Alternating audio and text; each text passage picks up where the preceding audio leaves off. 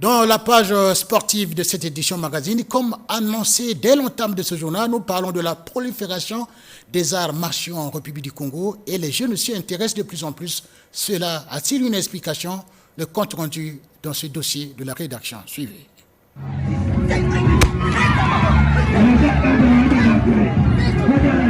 Depuis un certain temps, le paysage sportif congolais connaît une prolifération des disciplines martiales telles que le kicksoul, milang, ninjitsu, art ninja, nyon taijitsu, viet vo dao, apkido, tonfa et close combat. La liste n'est pas exhaustive. Ces associations sportives sont généralement affiliées aux fédérations sportives nationales pour leur vulgarisation. Avant, on ne comptait que quelques fédérations des arts martiaux. Il y avait le karaté, le judo. Mais aujourd'hui, nous avons plus d'une dizaine de fédérations des arts martiaux. Et il y a d'autres encore qui ne se sont pas encore constituées en fédération. C'est suite au développement mondial, parce que vous savez, les sports de combat attirent de plus en plus les gens.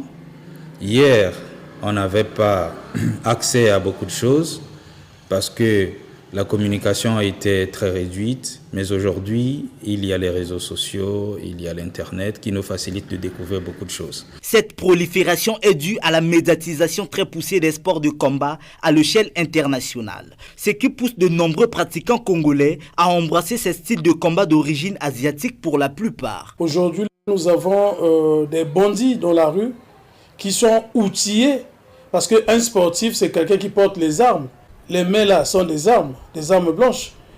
Maintenant, vous prenez un groupe de gens, vous n'êtes pas qualifiés, vous n'êtes pas reconnus, vous les entraînez, vous fournissez en armement ces gars, et puis ils ne montent pas sur le tatami pour se mesurer avec les autres. Parce que quand vous vous mesurez avec les autres, vous ne pouvez pas aller faire le banditisme dans la rue.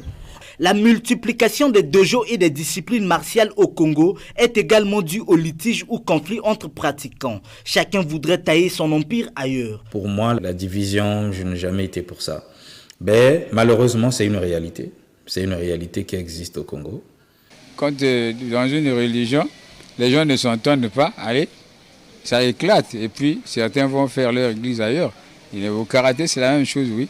Parce que le maître qui a enseigné, il y a certains élèves, quand ils deviennent aussi forts que leur maître, bon, ils ne le respectent plus. Vous voyez, ils s'écartent de lui et ils vont former dans leur propre club.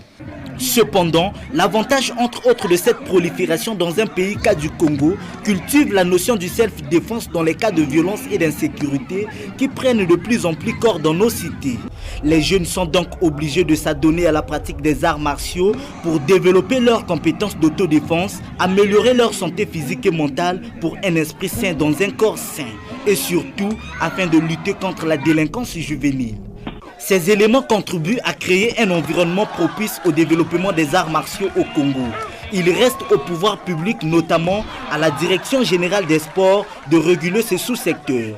Car après toutes ces associations qui se créent à tour de bras, chercheront du jour au lendemain l'agrément de l'État pour devenir fédération.